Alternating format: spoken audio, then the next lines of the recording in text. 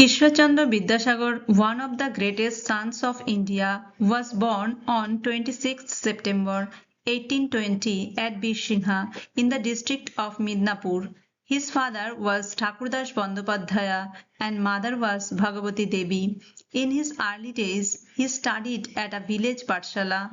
Next, he came to Calcutta to study in Sanskrit College. He soon gathered vast knowledge and became famous for it.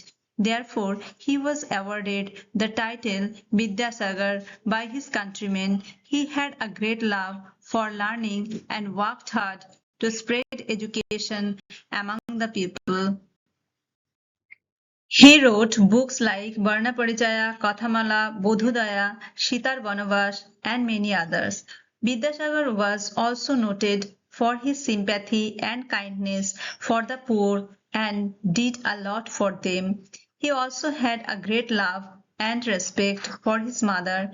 He died at the age of 71 in the year 1891.